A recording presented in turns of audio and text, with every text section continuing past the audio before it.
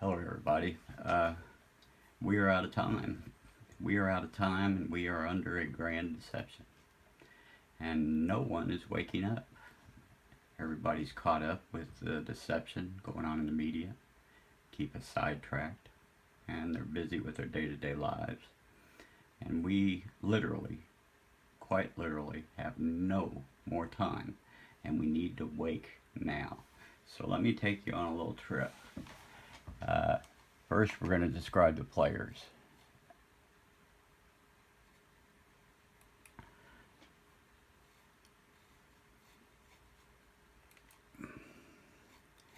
Okay, we know in the end times the people that are going to be in conflict are three, four major players.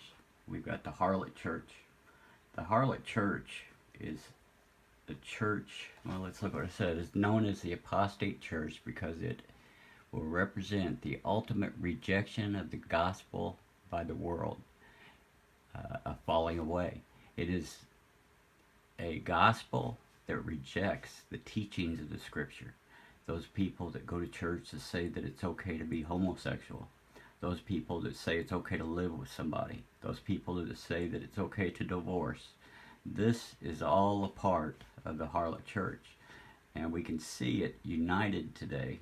And it's uniting with the Antichrist. Now, let's look at one of the other players here. The Antichrist. Who is the Antichrist? It's anyone that denies the Father and the Son. Anyone that denies that Jesus Christ is the Son of God, or God who come to earth in the flesh.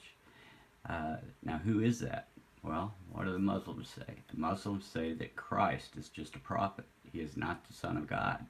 Boom, we have a major Antichrist in the world. The beast out of the sea. The beast is a conglomerate of the Antichrist and the harlot church.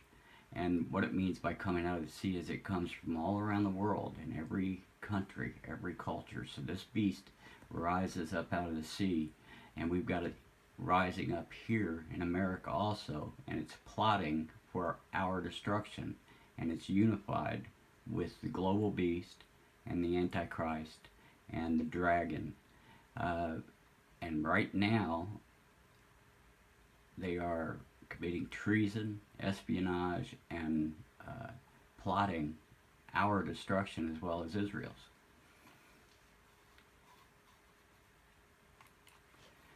The beast and the harlot. Okay, the beast, well, let's see what it says. Come hither, and I showed you judgment sentence of the great harlot who sits upon the waters, multitudes, with whom the kings of the earth have committed adultery. Okay, the beast is like what I said, that's the Antichrist, and those that are not a part of the church, those that totally reject the gospel. And then the harlot is the church, the people that come out of the church. So you got the beast coming out of the ocean, you've got the harlot coming out of the earth. The earth represents the church. The man came from the earth, the church came from the earth. The harlot came out of the church, threw away all the teachings of the scripture, and joins with the beast and raises this one world government, or new world order. The gathering of the nations against Israel. We know, according to scripture, all these groups unify, and they gather against Israel in the end times. Now, we have to think for a second, because we look at our country, and we've got our Christians who basically are on the right, and then we've got the Democrats, which is a conglomerate of the atheists, the homosexuals, the Muslims, anti-American, the Nazis, everyone that hates Christianity and hates what America stood for has grouped into that one organization. And they are working not for America, but they are working in unity with this global power, this global beast, the Antichrist. And we're going to get into some of this here in a few minutes.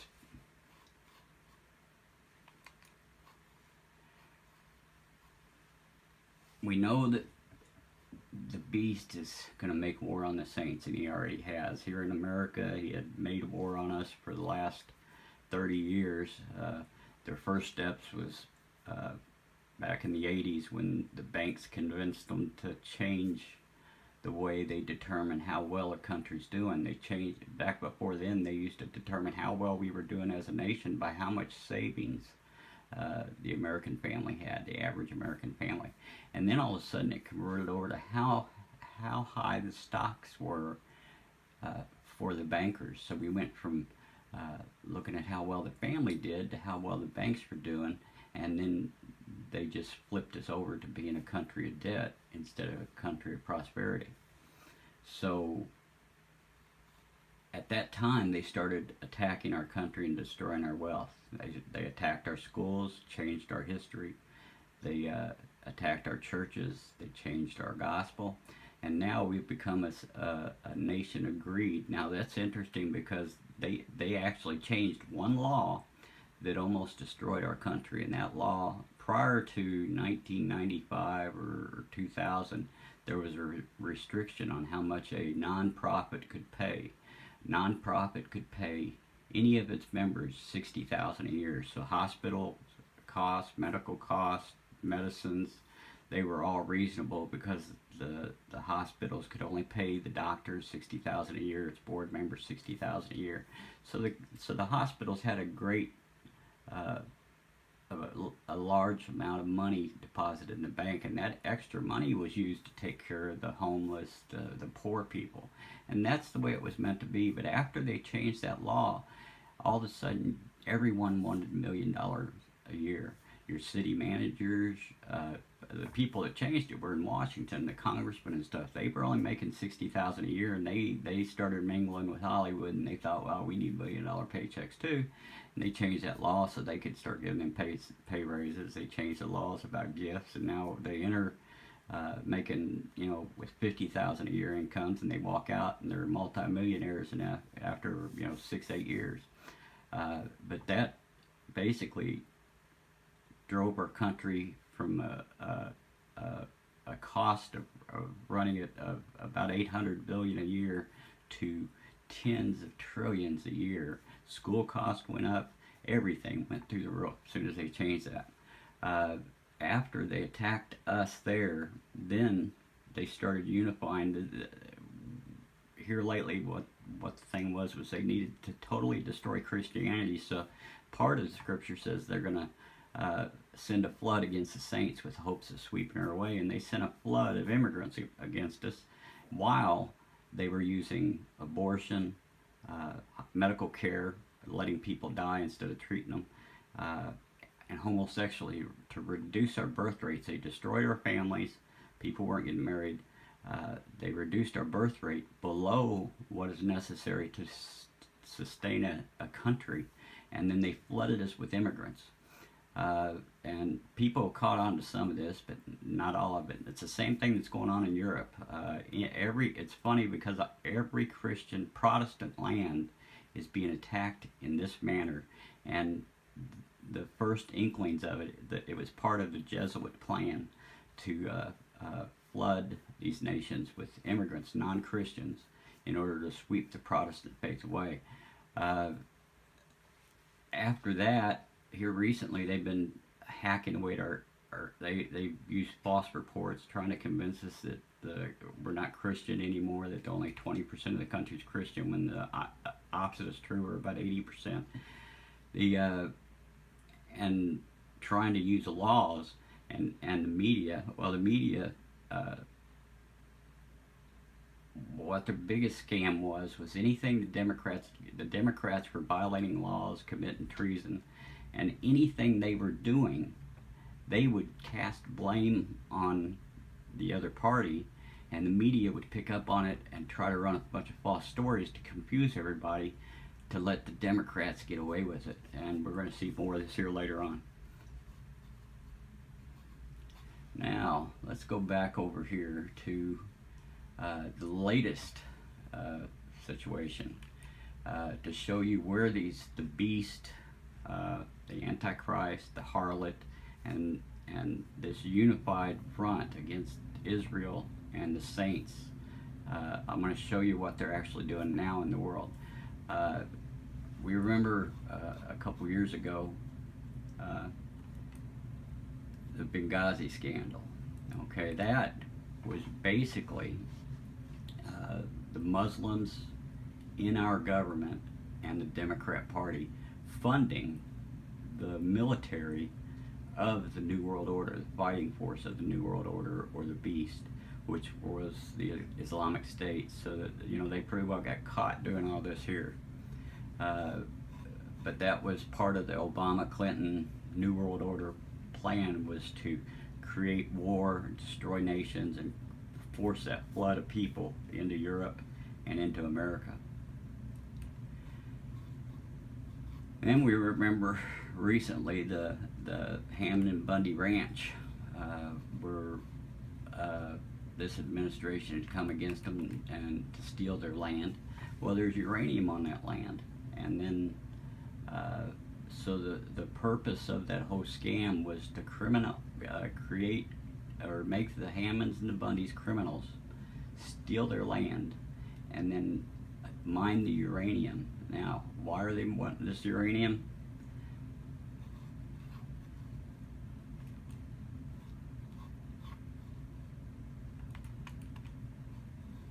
Well, let me get rid of this.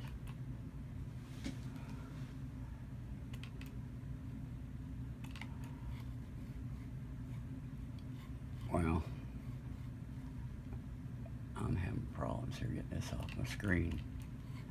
Anyway, the purpose of it was investors with Putin, that's the Clintons, Obama, several Democrats, had joined with Putin in Russia and formed a uranium mining company. And the purpose of it was to mine the uranium out of America and sell it to Russia in a company that Putin and the Clinton Foundation, while she was Secretary of State, put together under Obama's supervision.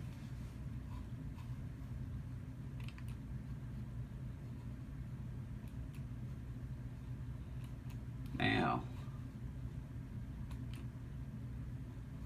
I'm missing one here.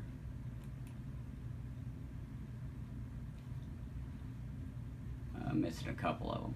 Okay, now, after all this here, I want to back you up a little bit. Back during Obama's last election, to show you how they're playing off of each other, because they're actually in bed with each other.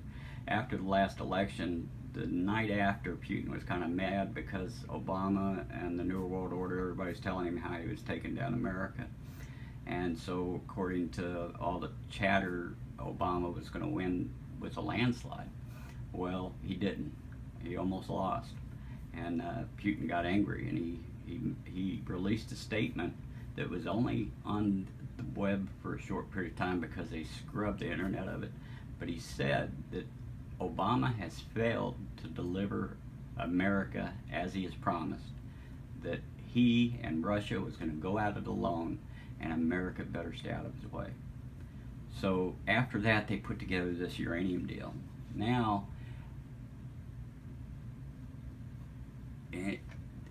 in the past couple years, they've been trying to get this Islamic State going. They're trying to create enough fear in Israel that they'll succumb and give in to the UN and redraw their boundaries, and then let the Islamists sweep them into the sea, kill them all. And so all of his negotiations had failed, pretty much failed with this here Islamic State thing. So his last resort before he leaves office is to go to the UN and get them to structure a deal, just like we did against Iraq. The UN structured a deal. They gave commands. They tell that country that they got to do this, this, and this, and if they refuse, and they put together a military force and they invade. Well, the first step of that has been taken. Now they have created a bill at the UN that demands that recognizes the Palestinians and that Israel's going to have to surrender, their land in Jerusalem, and Israel's not going to give into it. Now, next thing that's happened is Obama has gone to these 70 nations, and they're having a meeting here in just a few days to write the orders that demand that Israel give up the land and give up Jerusalem. And then we're going to be watching them move into war. Okay, that's the first step in their plan. In the meanwhile, they've covered up all this deal with the Democrats, Clinton and Obama, and the uranium out west. And now they've created enough of a delusion to destroy the idea that Clinton and Obama are in bed with Putin. And since they are in bed, what do they normally do? They cast suspicion on Trump. Okay, Trump's in bed with the Russians. No, it's the Democrats, because they've got this uranium deal and they're trying to hide it. So Obama just okays the sale of uranium from Russia. I don't know if it's the uranium that came from the United States or not, but it come from that deal that Clintons had put together. And he's okayed the deal of selling it to Iran. Iran has one purpose. Everything they've been working for in the past, as long as I can remember, is to wipe out Israel. And according to Islamic prophecy, and this comes directly from a television program in Iran of prophecies, what they feel their job is and what they're supposed to do, is they're supposed to wipe out Saudi Arabia. And that's why you're seeing the wars down in Yemen. They're supposed to sweep up and take their holy sites and everything. Then they're supposed to attack Israel. And then they're supposed to attack America. So the Democrats, who are in bed with this New World Order, who are part of the Antichrist, who have for the last 8 years tried to destroy the saints and the ability of the Americans to represent themselves in their government, is in bed with the New World Order and the Antichrist and working for them to destroy America and Israel. And that's where we're at right now. We are at the very front of the final war with Israel and the war on the saints. In Revelation 12, it says that the beast gets angry with the woman, and then because he hasn't been able to defeat her or totally wipe her out, he goes off to make war with her offspring. Well, the offspring of Israel is America.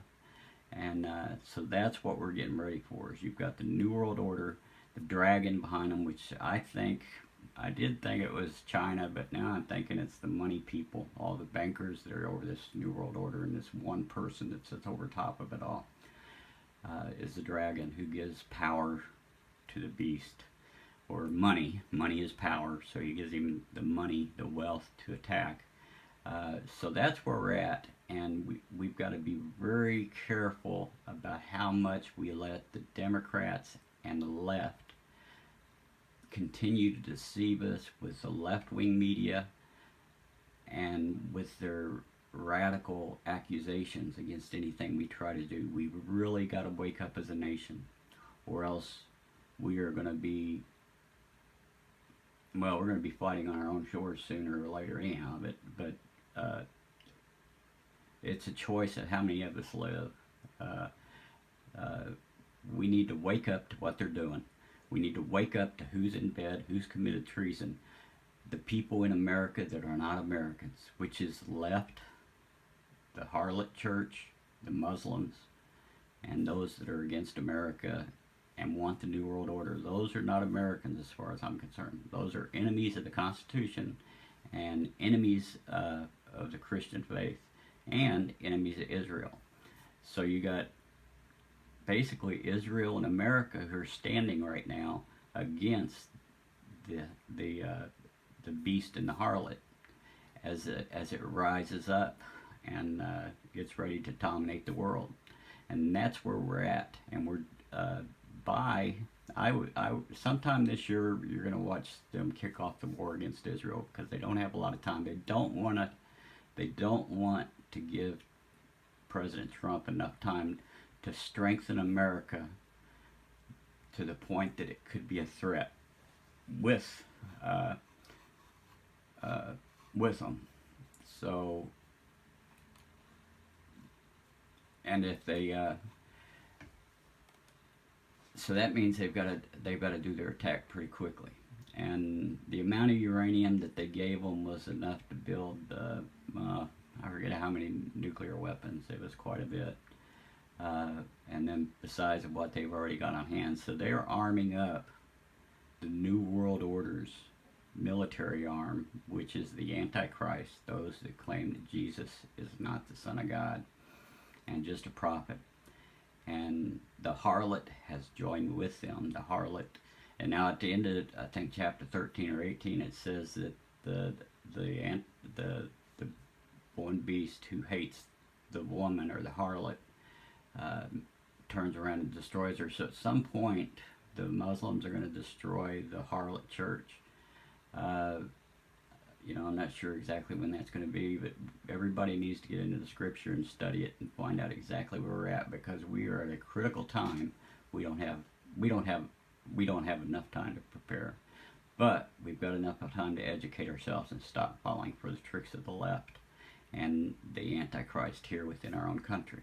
So please pray for America, pray for Israel, pray for our president and vice president, and pray for the lost. God bless you all. Thank you.